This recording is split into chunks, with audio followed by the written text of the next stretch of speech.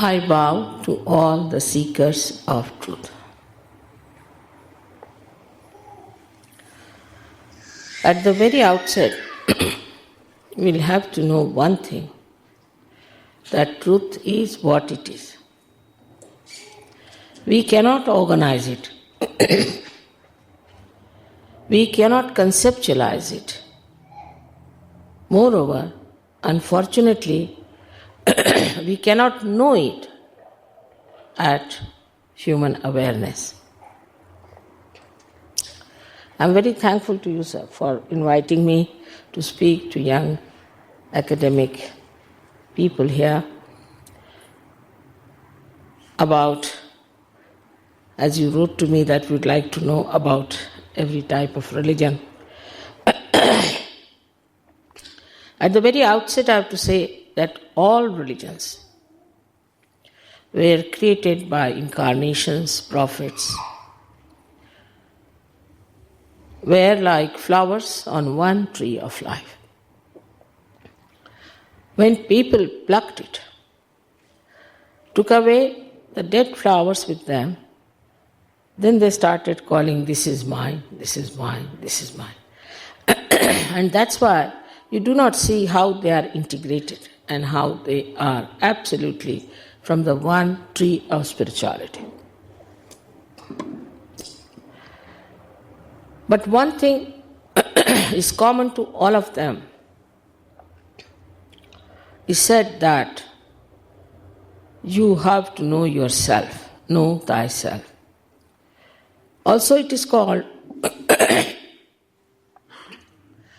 as in the Buddhist tradition or say the Christian tradition, that you are to be born again, even Hindu tradition. You are to be born again. Especially in India, the word used for a person who is a realized soul, who knows this all-pervading power, is called as Dvijaha, means twice born. And also a bird is called as Dvijaha, means it is first in the form of an egg and then it becomes a bird in its one lifetime. In the same way, a Dvija, the one who is a self-realized person, is first born as a closed personality. Later on becomes a personality which is one with the all-pervading divine power. Now whatever I am telling you here, you are after all students and teachers and professors, academic people. You have to take it as a scientist would look at it, with an open mind. And if it proves all right, then you have to accept it as honest people. Because you are very important people. I should say you are cream of the nation. And if you understand this as a hypothesis and later on find out whether it is true or not, then it is going to help in a much wider way than anything else.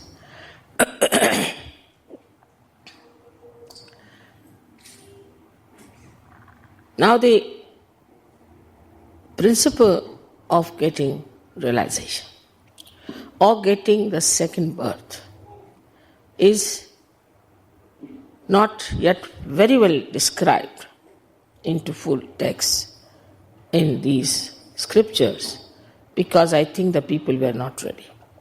But in the Indian scriptures in Sanskrit language, there are 108 Upanishads which have talked about the Brahma Vidya, meaning the knowledge of the all-pervading power. Of course, everywhere it is said that there is an all-pervading power of divine love. But nobody has even described that. And also they have talked of the Holy Ghost, but nobody has described that either. Now, how we proceed with this research is this way. That first of all, whatever I am telling you, you have to see if it works in you or not. Sahaja means spontaneous. Saha means with, ja means born. Yoga means the union with the divine power. This is a spontaneous happening because it is the last breakthrough of our evolution.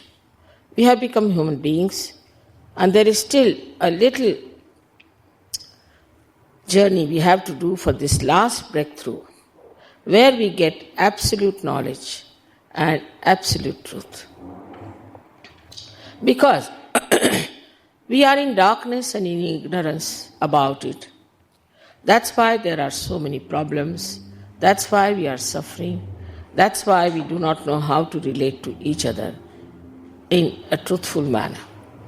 First of all, we have to discover the truth. And the truth is that you are the spirit.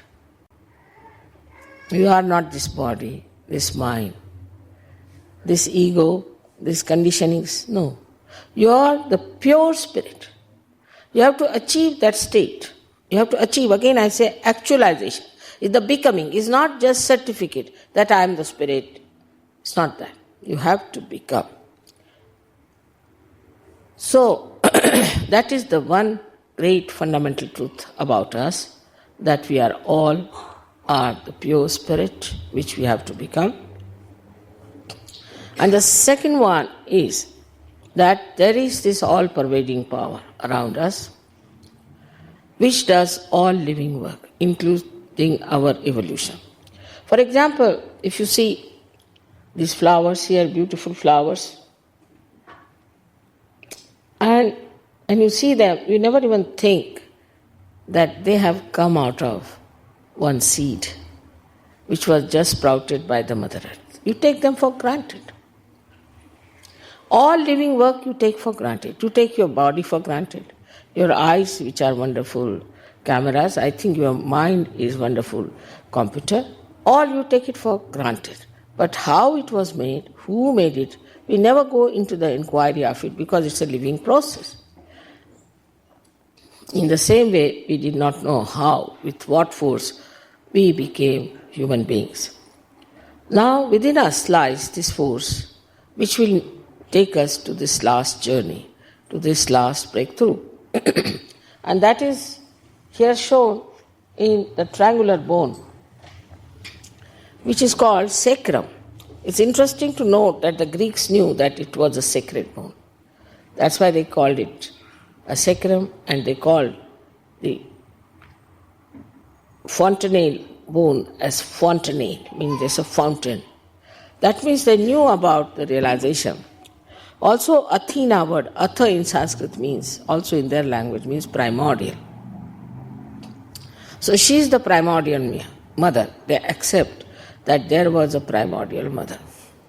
But in some religions, they have avoided the talk of the primordial mother.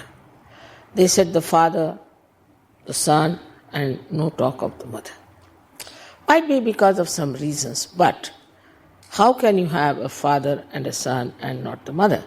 So the feminine energy, which is reflected within us, is this Kundalini. It's called Kundalini because it is coiled up. Kundal means a coil. I'm sorry you all can't see it. No? Can you bring it? Somebody should hold it, that's all. Okay. Here, you can keep it. Would be better. Now,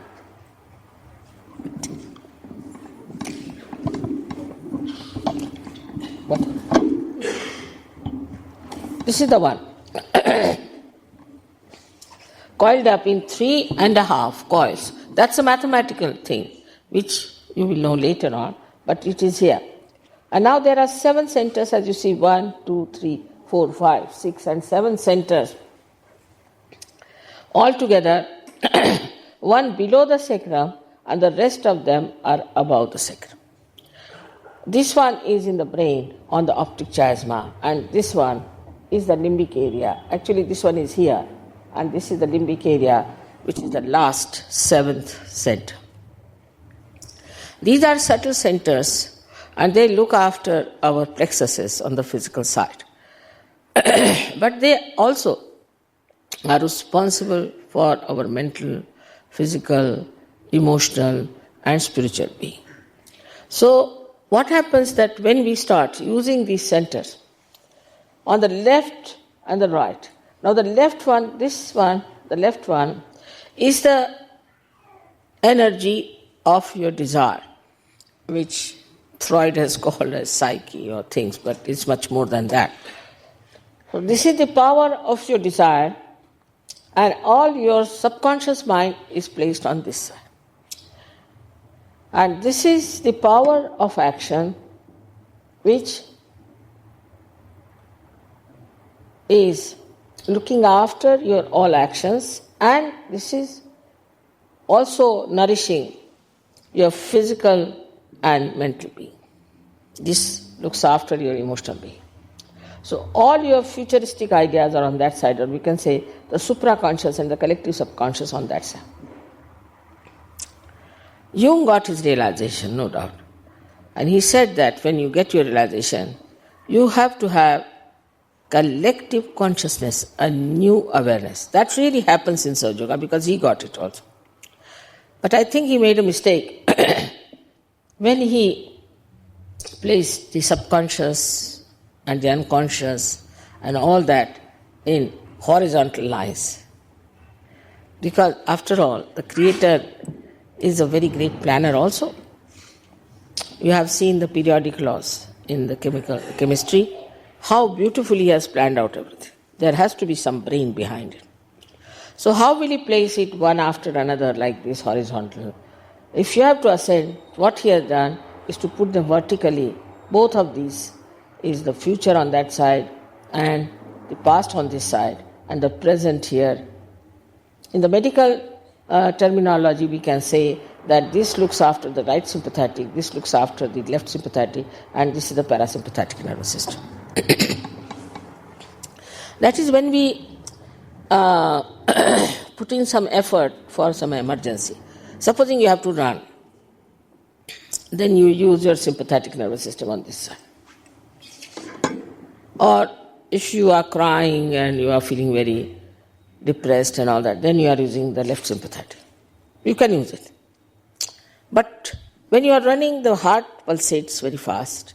But how does it come to normal is only through the parasympathetic activity which brings it to normal. Doctors have not reached up to parasympathetic, they are very honest about it. These are the centers which are formed like this, left and right, see.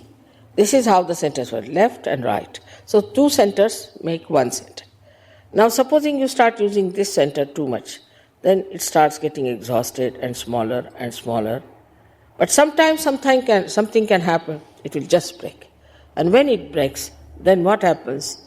You develop diseases of a psychosomatic nature, which are incurable. But this Kundalini, when she rises, she pierces through all of them and binds them together, nourishes them, and ultimately connects you to the all-pervading power. As this is connected to the mains, that's why we can use it, otherwise it is useless. So we all have to be connected to the mains. Then you will understand the integration of all the religions, of all the incarnation. All these days we had political problems. Of course we have economic also. But I think we are threatened with one big problem is fundamentalism or fanaticism. This comes because of our ignorance. And that is why you have to have a complete realization of yourself. And in the light of your spirit, you can see very clearly that all these religions these are the milestones of our evolution. And all these great people appeared on these centers. They created these centers to propound a religion. At the beginning, every religion was just the same. Like in Christian religion, Thomas, who was traveling from Egypt to India, has left some treatises written in a jar, which were discovered about 48, 50 years back and have been now decoded. And it's all they are talking about this experience of Sahaja Yoga and about vibrations and all. There's a very nice book on that called as Gnostics. Now they were called as Gnostics, the people who were realized. So Gna. Gna words comes from Sanskrit Gna. Gna means the knowledge. Now the idea of knowledge we think is mental, is a mental field. It is not. If knowledge was mental, then there would have been no problem. Because everybody thinks differently. Everyone thinks, they are so self-opinionated, everyone thinks our religion is the best. I mean, you ask anyone, you ask a Jew, he'll say, all others are not chosen one, we are going to go heaven. Everybody believes like that. You ask Muslims, they'll say the same, Hindus will say the same, Christians will say the same. But all of them are quite capable of committing any sin they want to. We should face the reality as it is. Why, if they profess a religion, why should they not be practicing it compulsorily? But because they are professing it from your mind, it's not working out in their being. To work it out in their being, they have to have connection with this all-pervading power, which gives them the pure knowledge and a personality, which we can call as the universal personality. Because spirit is the universal being within us, in our heart, is the reflection of the God Almighty. And this spirit, when it comes into our attention, it becomes such a light within us that the light of the attention itself acts. For example, any such person who has evolved to that state can just put attention to something and can work out wonders. Even a glance of such a person can be very purifying. But that you have to develop after you have established your relations with this all-pervading power. It is remarkable how, after coming to Sahaja Yoga, the first time I met 7 hippies in England. They were all professors like you. And and they were lawyers and doctors, very capable people, all of them, 7 of them. 2 were French, two French ladies. And I asked them, why are you taking all these things? He said, no, this is all in seeking we are doing. And they are quite convinced about their own achievements.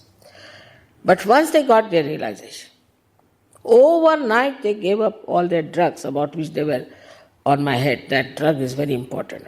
Overnight they wouldn't take it. Now, what happened actually? That I give a simile always, which is very simple to understand. That if you have a snake in your hand, it's all darkness, you cannot see it, and you are very obstinate. Somebody tells you it's a snake, they say, no, it's a rope. And it's not a snake. Till the snake bites you, you're not going to leave it. So, when the light comes in, even a little bit, you see the snake, you just drop it. In the same way it has happened with these people.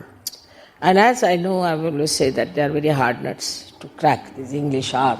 But once they are cracked, they are tremendous people. Then they went into all their scholarships, found everything about Kundalini, everything, and today they are on the foundations of Sahaja Yoga. So, I have to tell you that this power is your own. She's actually your mother, individual mother. And she has got everything recorded about you within herself. And she is your own energy. She has to just rise and get you connected with this all-pervading power. Then you realize how great you are. Just now, we feel so frustrated about ourselves. We don't know what is the purpose of our life, why are we here. I meet young people who are really very frustrated and they do all kinds of things out of frustration. But there is nothing to frustrate, because once you get this realization, gradually you start feeling your divinity within yourself, your greatness within yourself. But the immediate effect is that you start feeling cool breeze on your fingertips. Start feeling cool breeze blowing out of your head. And when you want to use this power, you are amazed to find out how tremendously powerful person you are. You can give realizations to people. You can raise their kundalini. No saint so far did that, I must tell you. Nobody could do, because the time was not such. Today the time is very special when this all-pervading power has become extremely dynamic. We call it now Kali Yuga is in parallel, growing with Kruta Yuga, means where it is working out.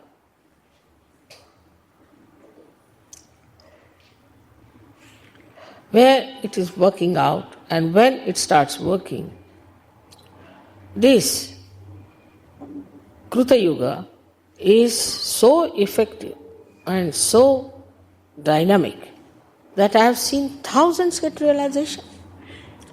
First time when I went to Russia, they had never seen me. They don't know anything about me. Nothing. They just saw my photograph. I must say there's one thing about Russians. They're very introspective people. Extremely introspective. Anything they want to do, even if they have to do a hairdo, they'll think, why should I do? What is the need? Anything they do it, they introspect it. What is the need to do this? Even if they fall in love, they first of all see and then fall. Whether they should fall or not. So they're extremely introspective by nature. And their style of life, you can see from the way Tolstoy has written and other books like Crime and Punishment throughout, they're extremely introspective. Even the hero and heroines of their pictures, if you see the films, they too are extremely introspective. It's a different type of category, I think, of their personality, that they always introspect.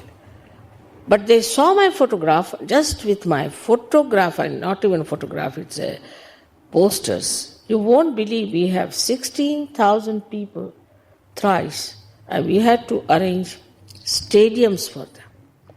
And they all got realization. And 400 doctors are practicing Sahaja Yoga there, out of which 40 are in Moscow itself. And there are 200 scientists who are practicing Sahaja. The Ministry of Education has written a beautiful letter to me, and Ministry of Agriculture wants us to show the experiments with Sahaja. I thought they are so open-minded also. They are not conditioned at all by anything. They are such simple people and such clean people. Their administration might have been bad. Their government might have been bad, whatever it is. But I think they had a lot of time and they could think about all those things which are inside us. Or perhaps, like in India, we have very good climate all the time. So people didn't have to fight the nature so much. So they went to the jungles and forests and meditated and tried to find out what is the way out of this human bondage. This is very much seen there in Russia, where there is no talk of God, no talk of religion, no talk of spirit. But to me, they did not challenge it. And the best part of it, the way the love is expressed in Sahaja Yoga, was best seen when about 20 German Sahaja Yogis rushed to Russia to give them realization. And they were so gentle, so kind. You can't believe they come from the same Gestapo lot. Nothing. Extremely gentle. So soft-spoken. They gave them realization. They worked there, they stayed there, they worked very hard. And they told me that, Mother, it was very necessary for us to come here for what our forefathers have done. Such love, such understanding. I've never seen anybody going into discussions, arguments, even if there are 5,000 together. I've never seen them discussing something. Like in India, we have a seminar where there are people, this time we are from 55 countries. Of course, we have centers in 45, but there were people from all Eastern Bloc and everywhere. And such understanding and love, and pure love. There's no problem of this woman running with that man, nothing of the kind. They are so innocent and so pure. I never had such problems in Sahaja Yoga. If somebody carried on with this thing, he just goes out of Sahaja Yoga very easily, no problems. So, I would say that this new race of people sort of are created. They respect every religion. You'll be surprised, we have got Jews, many Jews in Sahaja Yoga. Even in Israel, we have a center. They all respect Christ as even Christians would not respect. We have Muslims, we have some Muslims here also. They all respect Sri Krishna as much as they would respect Muhammad Sahib. And there are many Hindus here who got angry with Salman Rushdie, this fellow who published things against Muhammad Sahib, Salman Rushdie. So angry with him, they couldn't bear it. Because we all know he was one of the incarnations of the primordial master.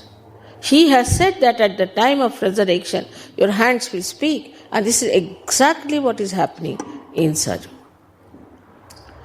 The another thing that happens to you, apart from that you know the absolute knowledge and absolute love within yourself, still there's one more thing happens to you, that you don't feel you are doing anything.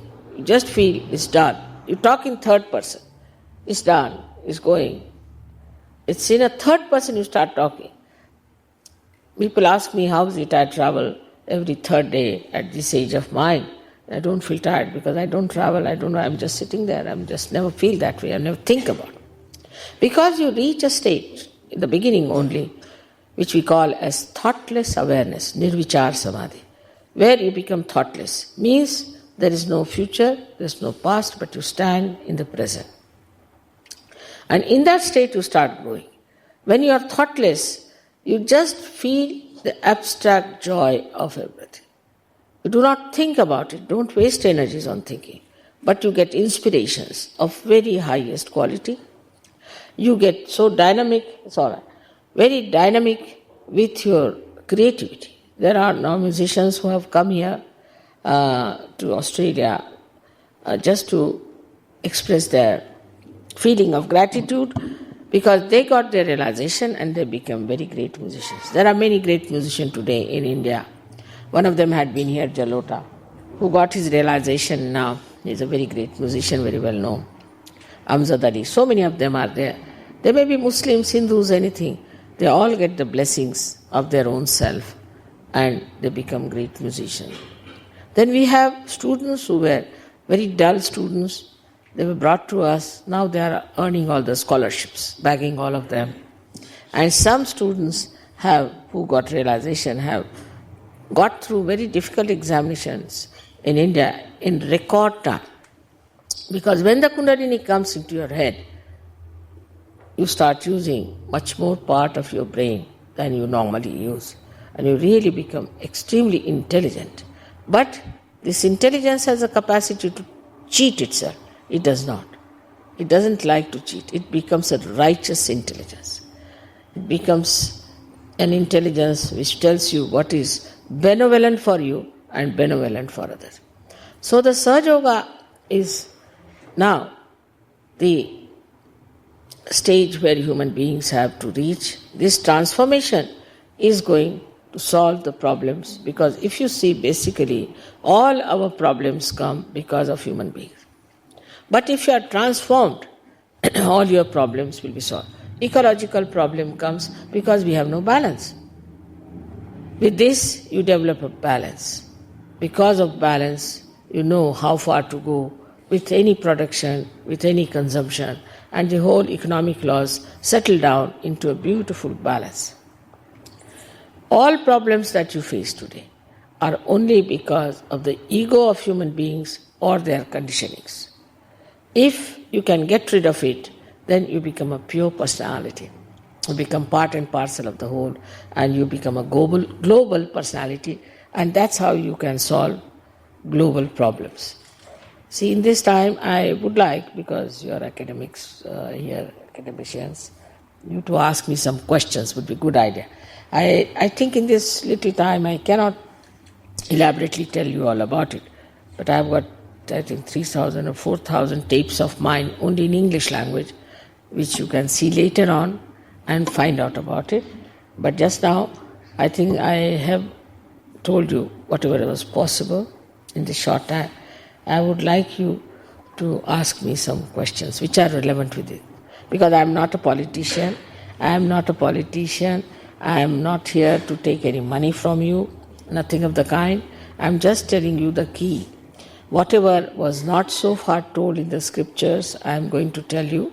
And this will prove that all the scriptures are correct, all these incarnations were correct, and also prove that there is God Almighty who is looking after us.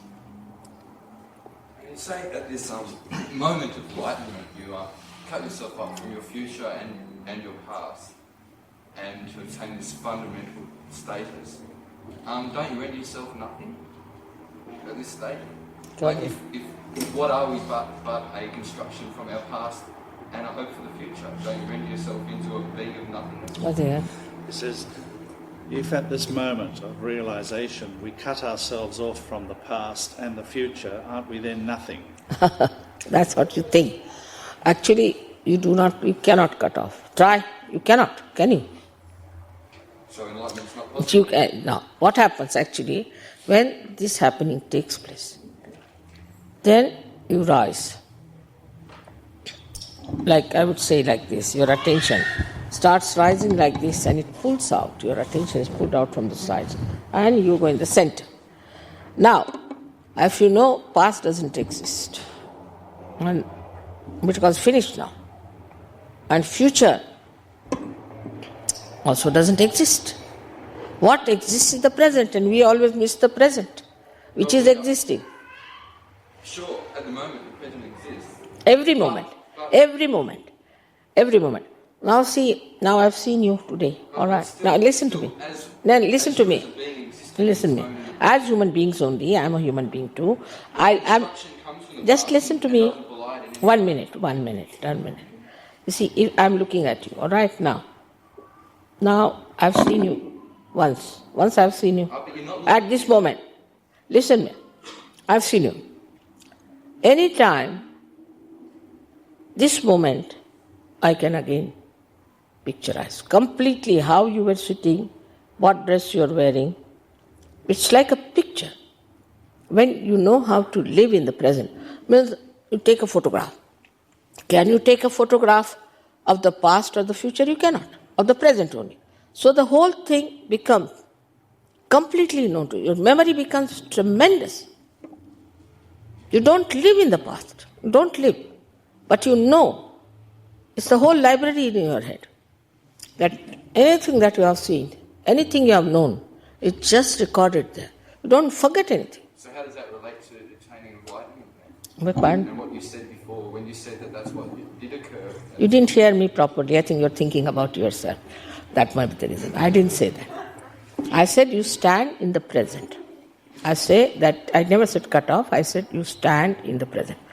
Now try to open your head a little bit and try to understand what I'm trying to say, because this is going to help you very much.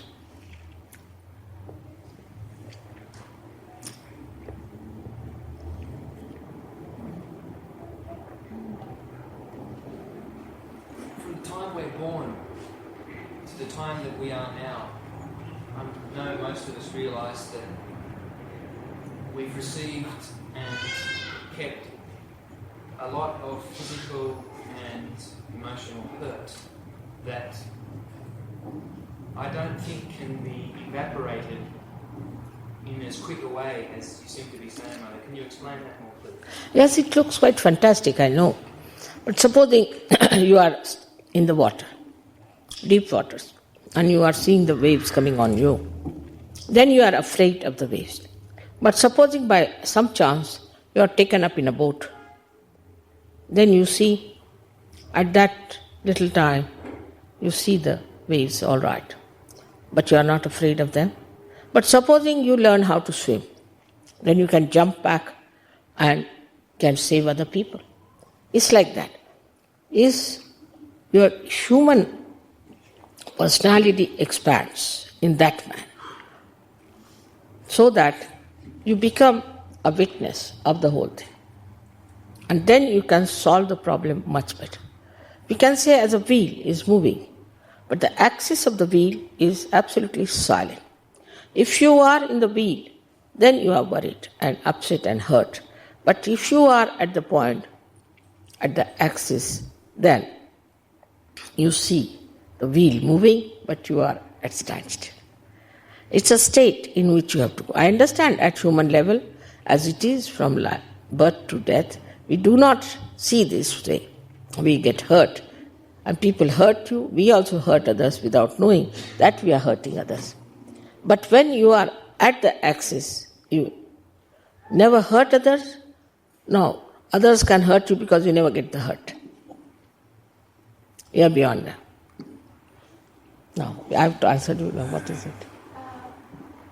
Not long ago, we had another guru, Indian person, talking to large audiences. Guru Mai has been here with me. And I want to ask whether you are saying the same message? Or No, not at all, not at all. We had 5 people affected by her yesterday and we had a very bad time. Nothing of the kind.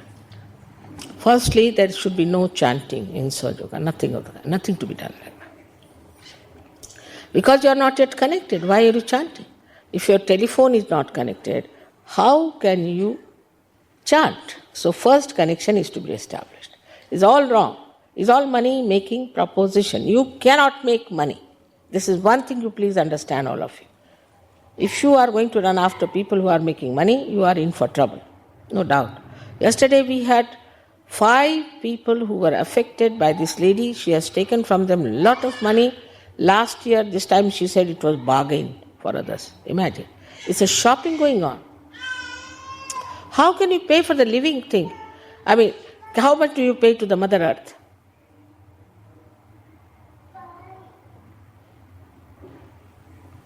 Just a minute. Yes. I don't understand that when you've got like communal consciousness, you can still retain a personality of your own. What is? How is it possible if you attain communal consciousness? How can you still have a personality of your own? Oh, you have a larger personality, that's all. See now, a man who is living in his hut all the time, he is even afraid of seeing another person. Then he comes out of that in the village, then he changes his personality. Then a person who travels a lot, his personality is changed. Your personality expands. When you become a universal being, you expand.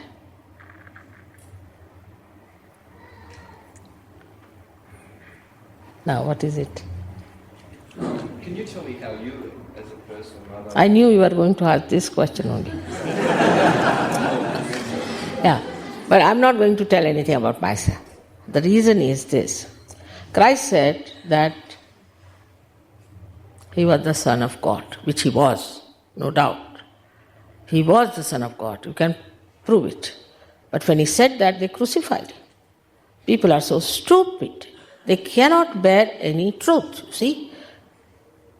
What was the need to crucify him? If he said he was the Son of God, what mistake did he commit?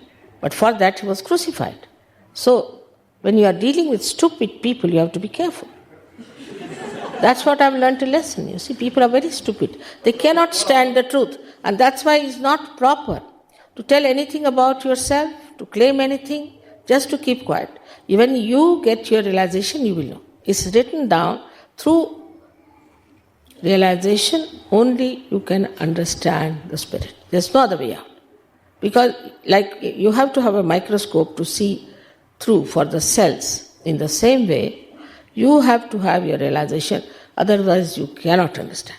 Anybody who comes in, wears saffron dress, people start prostrating before that person. Without understanding whether it is real or not. So first, my request is you get your realization.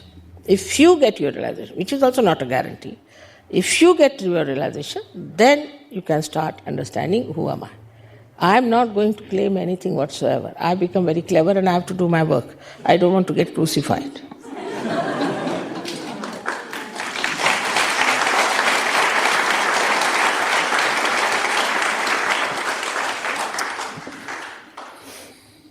Philosophically, what is your view on faith? Do we determine our own destinies, or does God determine our own destinies? What is he? What is the importance of faith? Huh? What is the importance of faith? Do we determine our own destiny, or does God determine our destiny? What is the importance of faith? Yeah. We determine our destiny. Or does God determine it? Yeah. What is God? This is also there in the same question. Now, the faith is that it could be blind faith, it could be intuitive faith, and it could be a real faith. Faith can be... He said fight. Huh? Fight, not faith. What? He said fight. Faith. Yeah, fight. F-I-T. Fight faith. Destiny and fight. Sorry. To Different fight. I heard it as faith. I didn't know. What did you say? He said fate. I'm sorry, Shivana. He said fate, not faith. Faith. Fate. F-A-T. Fate. That's what I was wondering. How does it go with faith and destiny, all these questions together? All right. Now, our destiny is only one, and that is that we become the spirit. That's our destiny, for which you don't have to fight, don't have to do anything. After you become a realized soul, you enter into the kingdom of God. And then you will realize that you are the most fortunate person.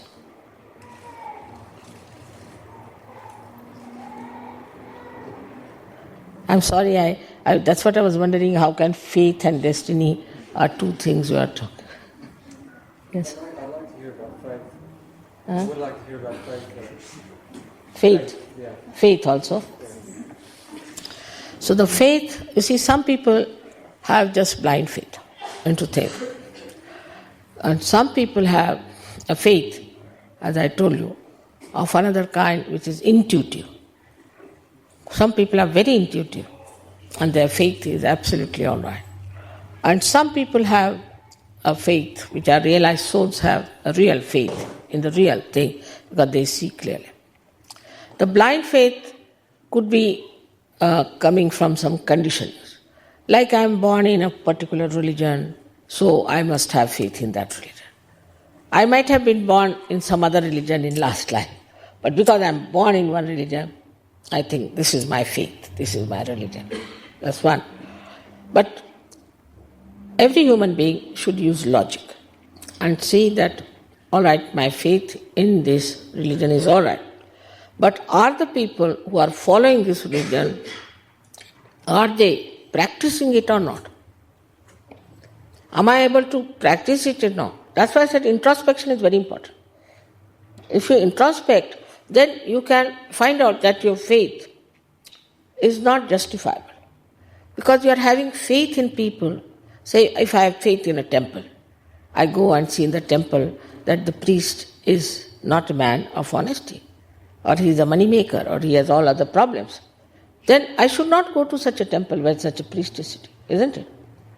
This is what happened to Martin Luther, it's happened to Muhammad Sahib, to so many people, that they challenged all these wrong things that were going on. Even Christ, he challenged, see? So, this is one thing one has to see through introspection, that whatever faith I am following, I am just doing it because my father has told you, or my mother has told me, or am I just following it with proper understanding and logic behind it? But the intuitive is, some people are born intuitively, I think they are born realized perhaps, that they just shun these things. I would say one of the examples is Khalil Gibran. Khalil Gibran, if you read him, is absolutely, you can make out he is a realized soul. Then C.S. Lewis as another one. Then we have William Blake, so many people, Mozart, so many of them were born realized. Intuitively they knew, even Einstein, Newton, intuitively they knew what was right. in their lifestyle, Abraham Lincoln. Gorbachev is another one. So these people are intuitively having a faith, though because they do not know that they are born realized people. But intuitively they're good, and they always do good to others. They always look for good. They are very righteous in their own character, in their behavior, and you cannot find faults with them. Or we can say saints. You see, we in India such people are called as saints, whether they are householders or not, they are called as saints. And such saints we have had, luckily, in our country, quite a lot of people. They have no respect for people who just have some position or power. Like we had one in Nizamuddin. We have one great saint called Hazrat Nizamuddin in Delhi. And a horrible king, Muslim king, was ruling. And he was a very cruel person. He asked this Nizamuddin that to come and salute to me. He said, I will not salute you. You are not the one whom I regard as something higher than me, I will not salute you. And he was very angry. And then he told him that if you do not come and salute to me, and by such and such date, I will cut your neck. And you will be amazed. One day before that, the neck of this king was cut by someone. It's very surprising. This is a true story I'm telling you. Like, you see, many of the saints have suffered because they wouldn't give up. They wouldn't give up their truth. So these are, I would call intuitive, but they are born realized people of past lives, great people these days. There are many children who are born like that, and they are of that quality. And you can see them in a group like this. You see, these people are sitting, the way they ask questions, the way you can see their alertness about it. They never ask stupid questions, never. They are so much there that you understand how they are just in tune with the reality. So there are people like that. Then there are people who get realization. Once they get realization, then they start feeling these vibrations and all that, and on that they judge the truth. You get 10 children, tie their eyes up, and ask them to ask the questions. Like, ask them, what's wrong with this gentleman who's sitting before you? Now they can't see the man, but they immediately tell you, they'll raise one finger. This finger means something wrong with the throat. You ask the gentleman, is something wrong with your throat? He said, yes. But how do you know? I said, the children are telling me. When? They showed me the finger. So it is a knowledge, just like I would say you become a divine computer. You become a divine person. So these possibilities are within you.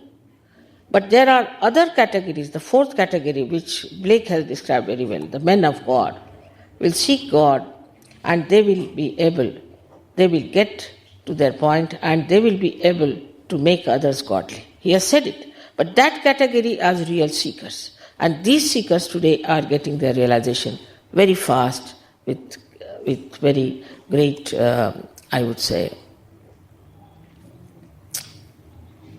understanding, very great understanding.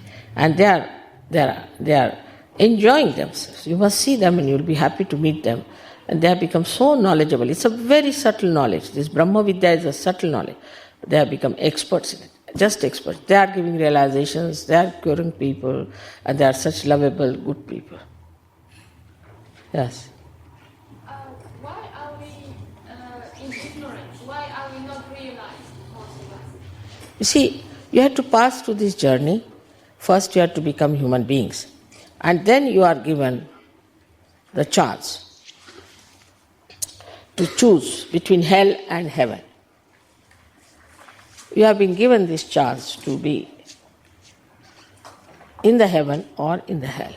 And those who want to be in the heaven can go to heaven or can go to hell, because this freedom had to be given. For example, when you are at school, you are told 2 plus 2, but in the college you are given chance to research out yourself. In the same way, you have to research out yourself. Full freedom is given to you. Research it out. And once you have researched it out, it becomes easier for you to get your realization and to bear your freedom later on, which is a complete freedom from everything. All right? Yeah, you're saying Now please put down your hand. I am not going to answer your name. There's no sense in your questions. Please put down your hand and don't raise it anymore, please. Now. He's using a tape recorder or something? Yeah? I don't know. Now, please ask. You say we're our own masters, and we control whether or not our chakras become balanced or imbalanced. How does the role of other people healing those chakras or centering on those chakras? What is it? He said if we become our own masters. I think I got your question. If we become our own masters and are capable of controlling ourselves, how do other people, you mentioned that we can heal others, how do other people affect us? You see, that's what you have to know. And that all knowledge is free to you. All right? How to heal them is you have to just come to see, and how we can give protection to them, how to heal them. Is a little more knowledge you have to know, for which if you come to our centers, you can always know it.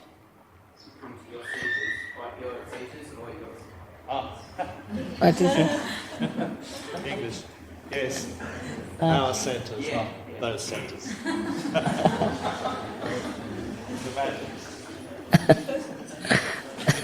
You remind me of a very nice yogi we have in Greece. You see, so I was just wondering how is he here, but it's not the same. But he also, poor thing, you see, is so separated because now they have sent him to Cyprus. And he's writing to me, Mother, please come here so I have more Yogis, I'm all alone. So just wondering he has come or what. Yeah. Yes.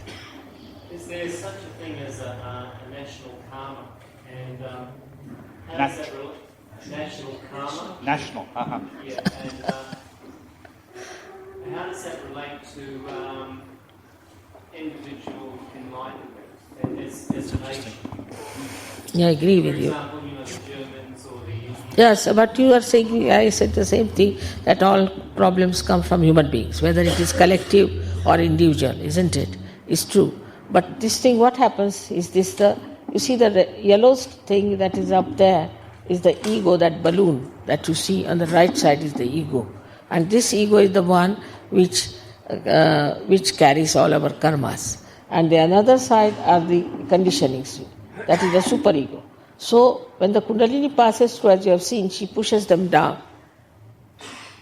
When this center opens out, the one that is at the cross point, when that one opens out, then both these institutions are sucked in. And that's how it works.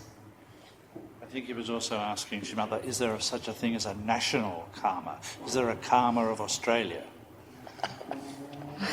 Or Of India? course, there must be. You see, we have collective karmas also, no doubt.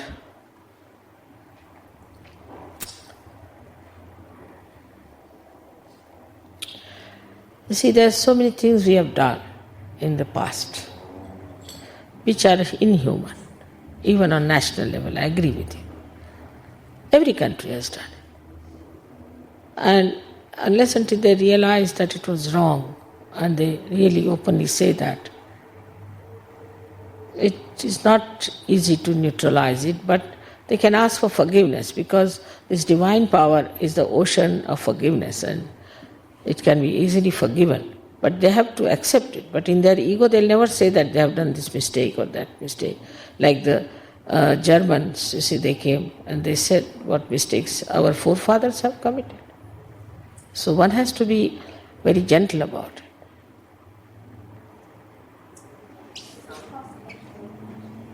See divinity without asking for it during unbearable pain. What is it? Is it possible to receive divinity without asking for it under the circumstances of unbearable pain? Yeah, of course. See, the divinity is there all the time. And only you can bear that pain when you have felt your divinity. Like Christ, you see, when he was crucified, at that time he has asked for forgiveness for those who have crucified him. That's an example. If you are happy and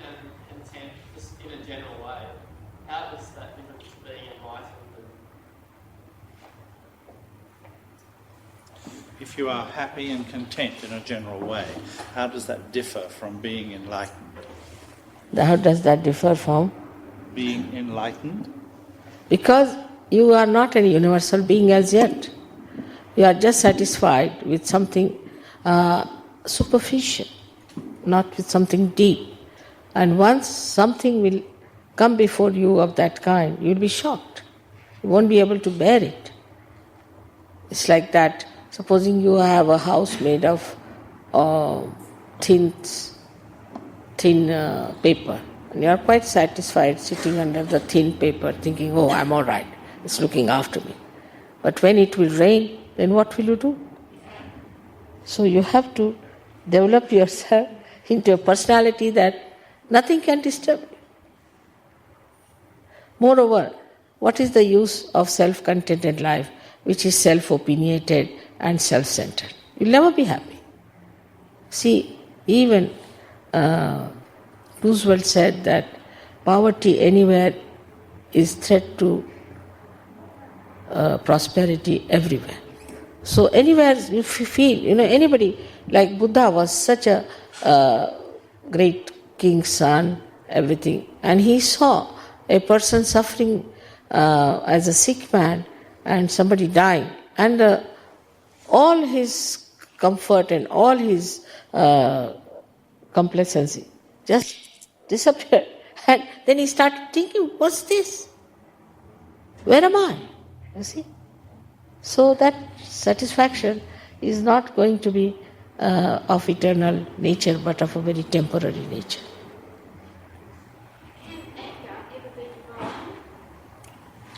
What's it? What did you say? Can anger ever be divine? Divine. Divine. Can anger ever be divine? Divine. Yes, there is divine anger, very much. See, you must have heard about the God who is very wrathful, there's no doubt. But I'm quite frightened of that, because I don't want anybody to be hurt. But sometimes people do such horrible things that I get worried that I don't know what's going to happen to this person.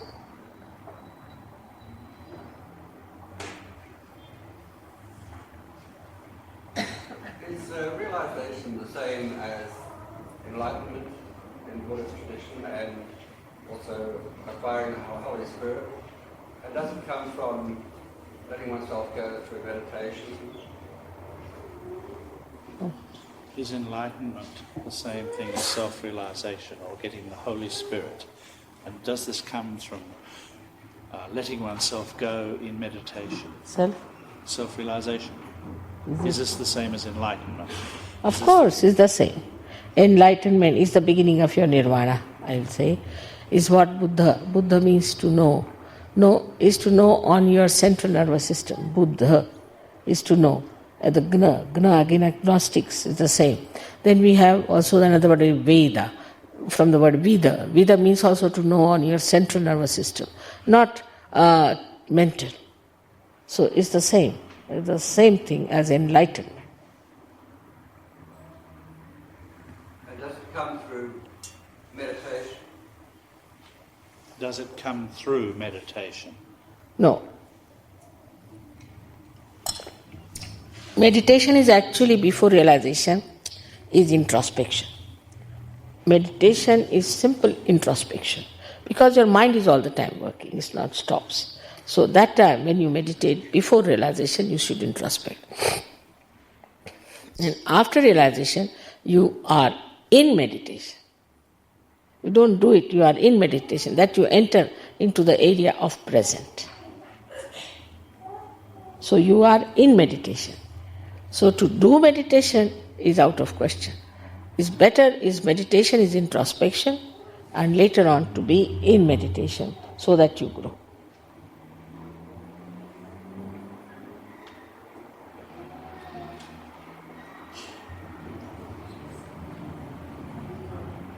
I was just asking a question in relation to actors who use masks that maybe Latin or Greek masks, and they go into a trance state, or if they play an extreme character where they use some sort of a mask.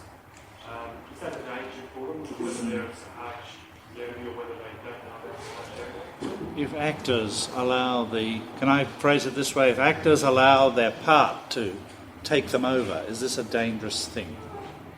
When they become completely the part, otherwise they become possessed. Could be with some people, could be, but it's better that after realization you should take it, because it won't happen to you that way, because you are your own, you become your own, so it won't happen, but could be possible. They can just get lost into it. It's quite possible.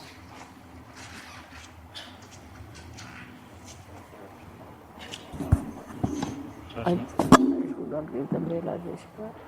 I think you should, yes, because I think they're going to lectures. Ask. Shall I ask?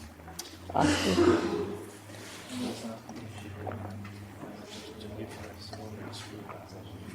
Now, those who want to have realization should be here.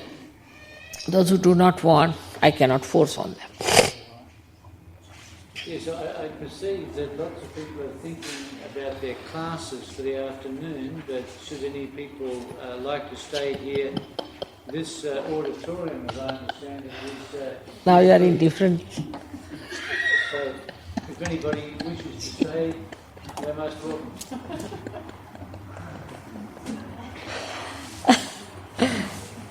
They are all in a different area now. Within these 2-3 days, can you imagine? Where have you reached? This is another one. Just you laugh all the time, isn't it? It's very interesting how you change so fast. Would you like them to come closer? Better. Yeah. It's all right. Okay. Basic and Otherwise, I went to a lecture a few weeks ago. It was talking about a master Maitreya. About Maitreya. They were saying that he is now a reincarnation of the same energy of Buddha, of Jesus Christ. Yeah. Do you know Maitreya? Yes, Maitreya is the 3 mothers together, is Maitreya. When you come to the center, they'll tell you what it actually means. Maitreya is the 3 mothers together.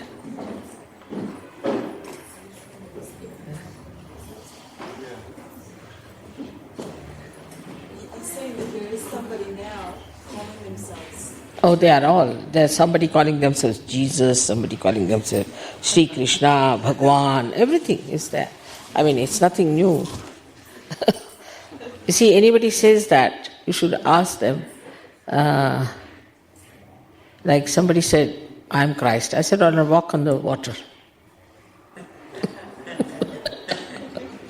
Then he fizzled out.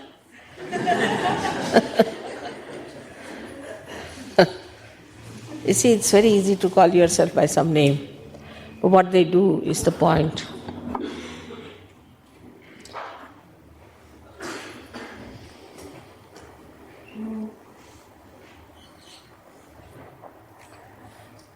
It seems sometimes that looking at what's happening in the world, that there's hardly any hope. Do you think that enough people will become actualized in enough time for us to say it? Now I have lots of... Get better. Yeah. I have lots of hopes. Absolutely, I'm sure of it now. It's going to work out. Most surprising is that the people who are at the helm of affairs are trying to come to Sahaja Yoga. That's how it would work.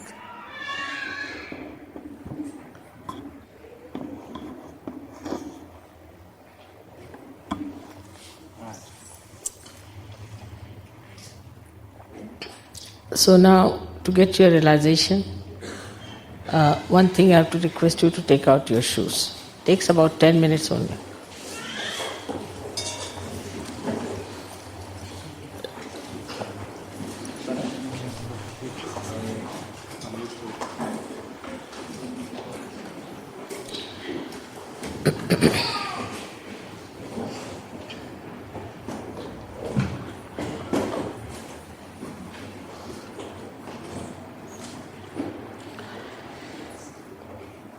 it is a collective happening.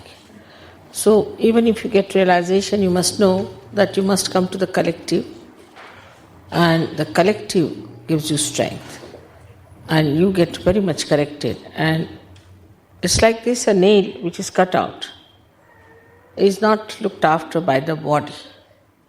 In the same way, if you do not come to the collective, you won't be able to achieve any heights. So you have to be in the collective and enjoy the collective. That's very important. It's no more an individual practice. It is a collective practice and spreading of Sahaja Yoga so that you develop your depth. As a tree, when it spreads, it goes down also. So it's a very beautiful collective happening and sharing with each other. I would request you to know about two conditions we have to fulfill.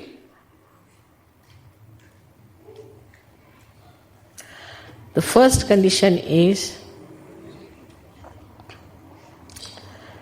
that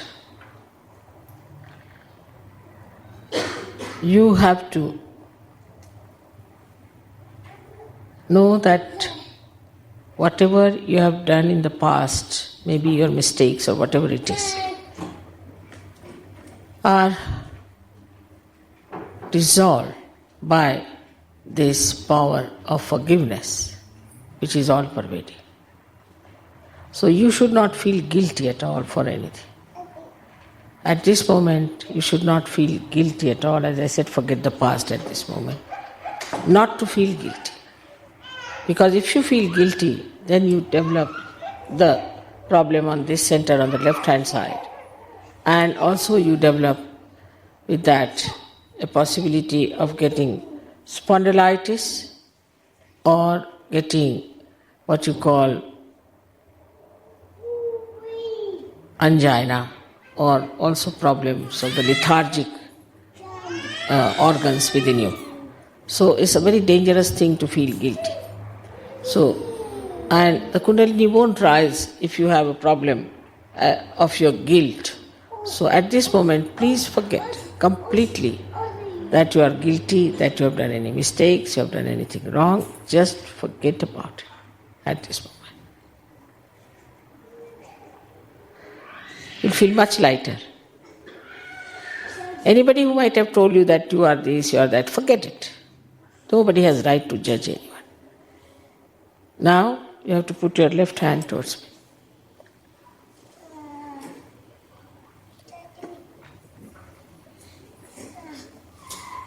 Now another condition is that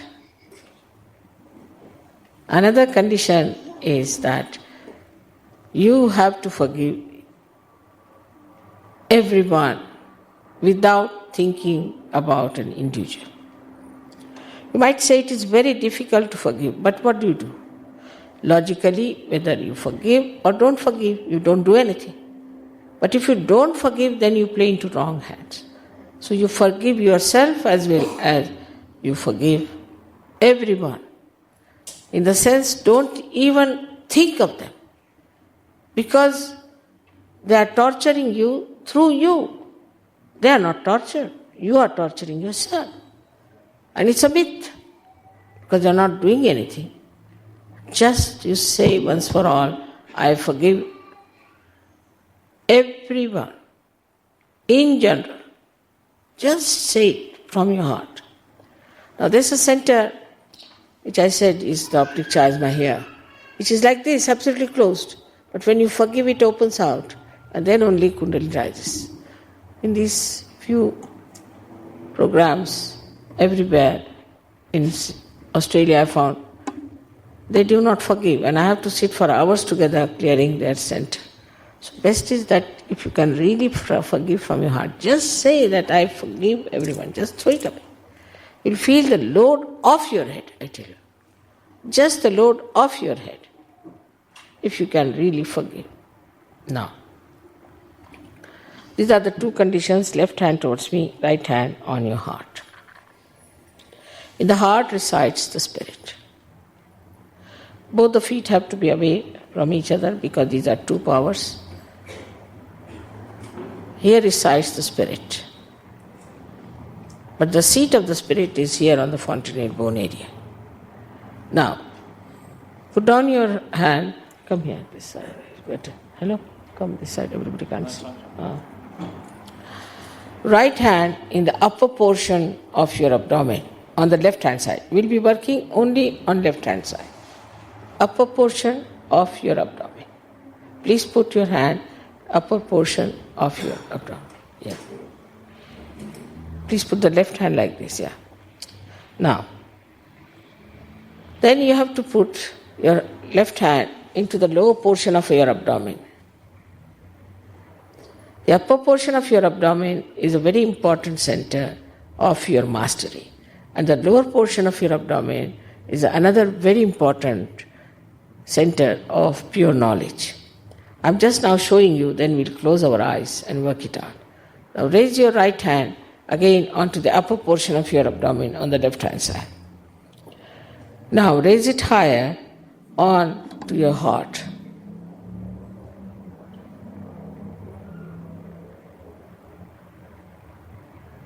Now, then raise it in the corner of your neck and your shoulder, which is, I told you, is the center. When it is spoiled, you get, due to guilt, you get all kinds of diseases. Now turn your head here to right, fully.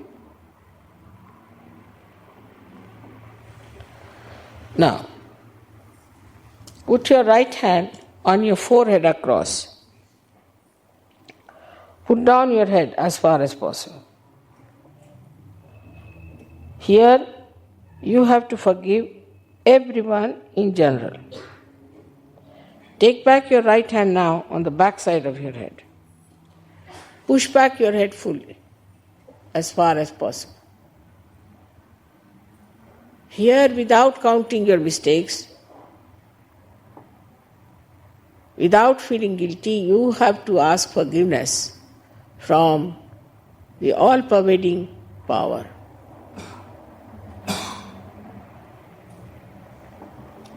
Now, you have to stretch your hand, palm fully. Put the center of your palm on top of your fontanelle bone area, which was a soft bone in your childhood.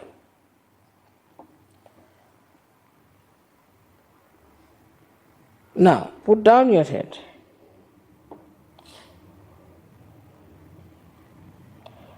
And press it hard.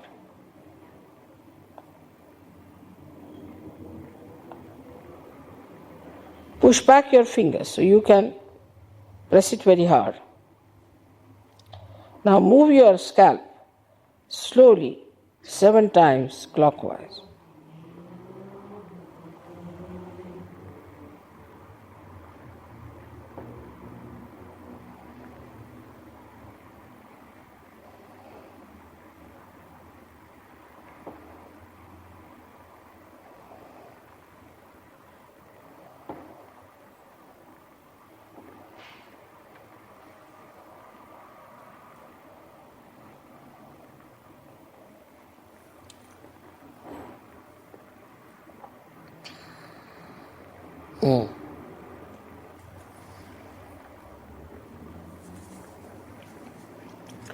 That's all we have to do.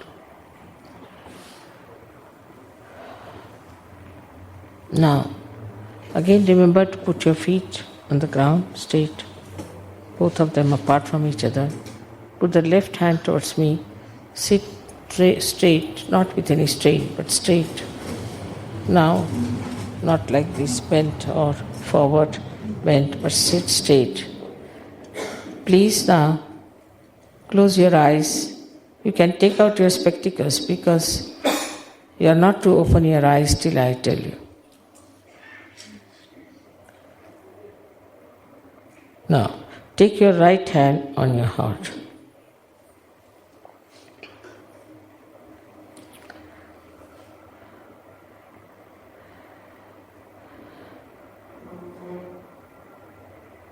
Now, here you have to ask a very fundamental question to me. You may call me Mother or Shri Mataji. Mother, am I the spirit? Ask this question 3 times. Mother, am I the spirit? Ask this question 3 times.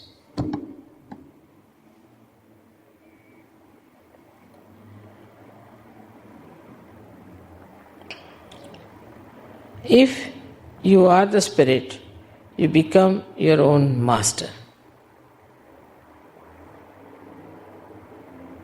So now take down your hand, right hand, the upper portion of your abdomen on the left hand side and press it hard.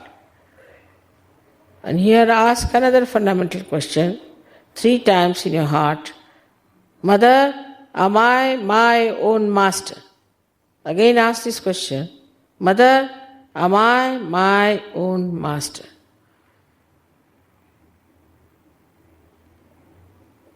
Three times. I have already told you that I respect your freedom and that I cannot force pure knowledge on you. This pure knowledge manifests on your central nervous system and gives you all the powers of a realized soul. So you have to ask for this pure knowledge. Now take your right hand in the lower portion of your abdomen on the left hand side and press it hard.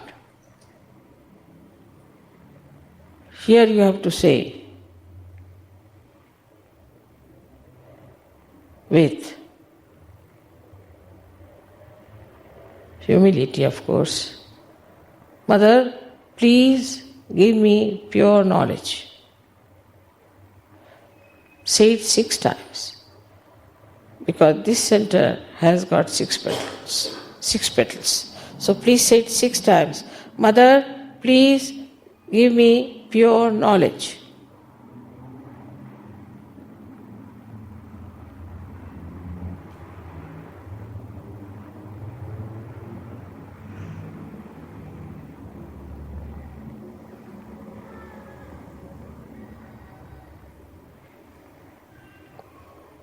As soon as you ask for pure knowledge, the Kundalini starts rising. So you have to expand your upper centers with your full self-confidence. So now raise your right hand in the upper portion of your abdomen on the left hand side. And here you have to say, with full confidence 10 times, Mother, I am my own master. Please say 10 times, Mother, I am my own master.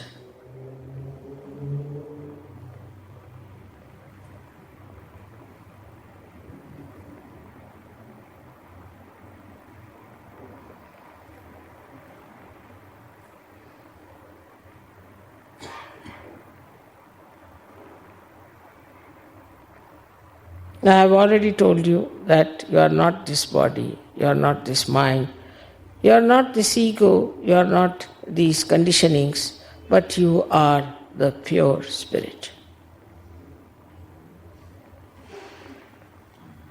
So now raise your right hand onto your heart and again with full confidence in yourself, please say 12 times, Mother, I am the pure spirit. Please say it 12 times. Mother, I am the pure spirit.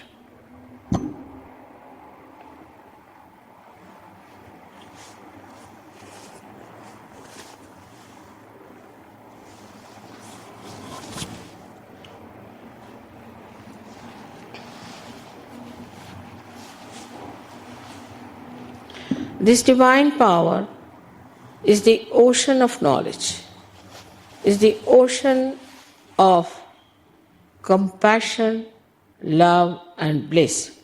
But above all, it is the ocean of forgiveness. And you cannot commit any mistake which cannot be dissolved by the power of this ocean of forgiveness.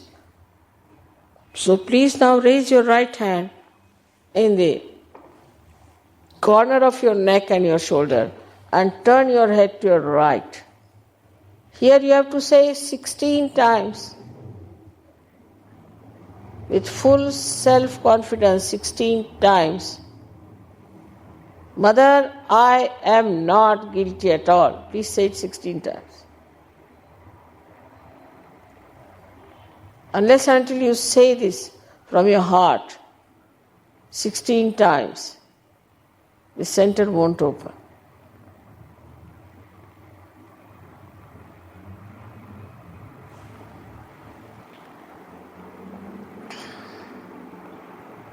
Also, I've told you that whether you forgive or don't forgive, you do not do anything. It's a myth.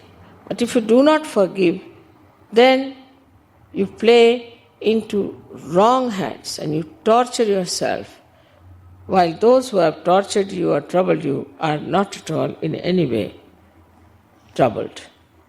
So please get rid of this myth. Now, raise your right hand onto your forehead across and put down your head as far as possible, resting on the hand.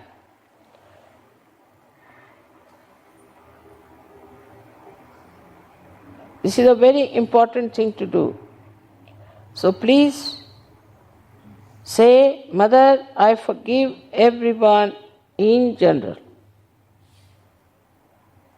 Just say it from your heart. Not how many times, but from your heart. Say it, Mother, I forgive everyone in general.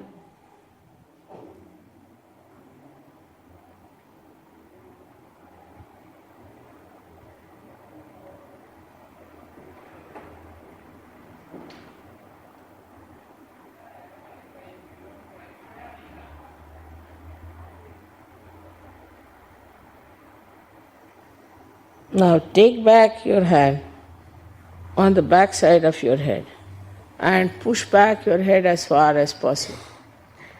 Here, without feeling guilty, without counting mistakes, just for your satisfaction, you have to say, O Divine Power, if I have done anything wrong knowingly or unknowingly, please forgive me. O Divine Power, if I have done anything wrong, knowingly or unknowingly, please forgive me. Push back your head as far as possible.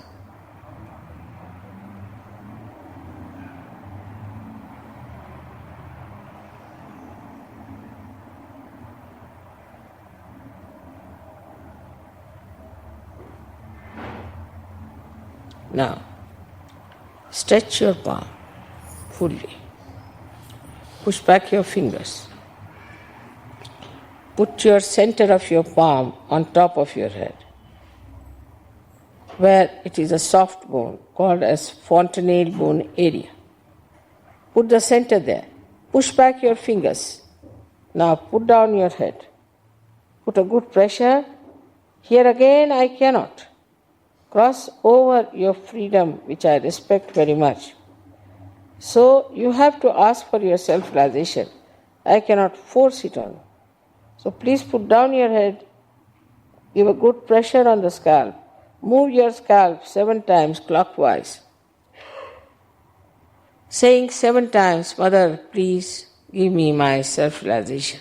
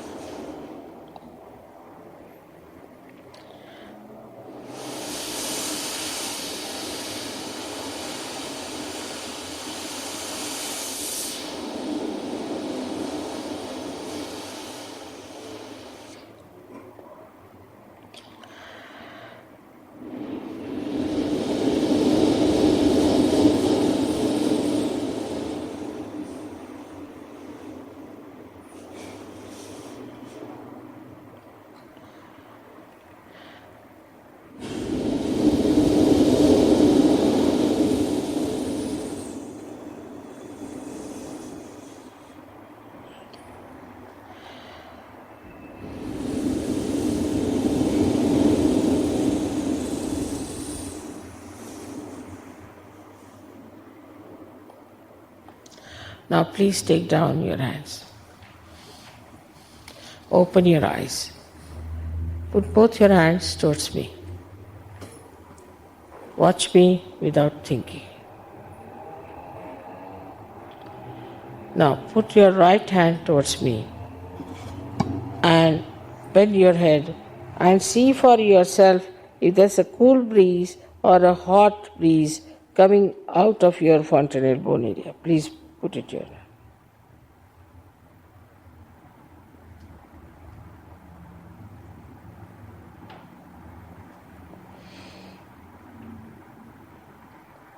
Now, don't put your hand on your head, away from it. For some people get it further away, but you should not put it on top, touching the head, little away. Now, please take your left hand like this, and again put down your head and see with your right hand. Bend your head and please see with your right hand if there's a cool or a hot breeze coming. If you have not forgiven, it will be hot breeze. So even now you can forgive everyone in general.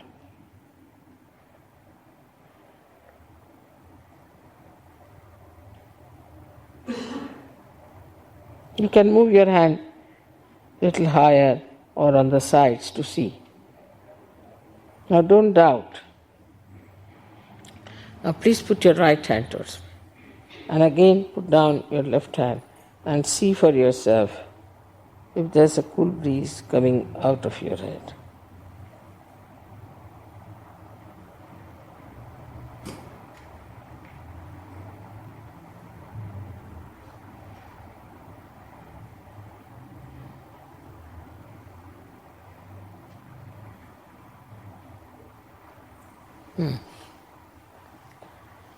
Now, we have to put both our hands towards the sky like this and ask a question. Any one of these questions 3 times. Push back your head. Ask a question 3 times. Mother, is this the cool breeze of the Holy Ghost? Or, Mother, is this the power of divine love? Or, Mother, is this the Parama Chaitanya? Just ask this question, any one of them, 3 times. Push back your head.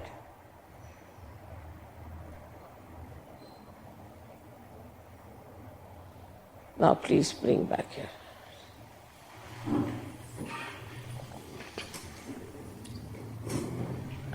Very relaxing.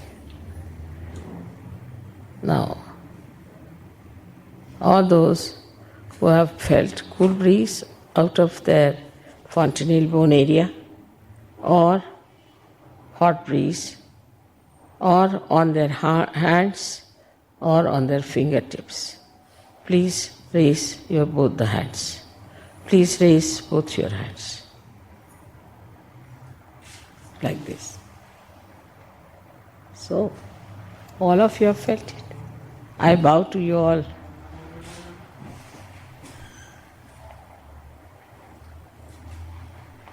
So as I told you, it's a collective happening to grow.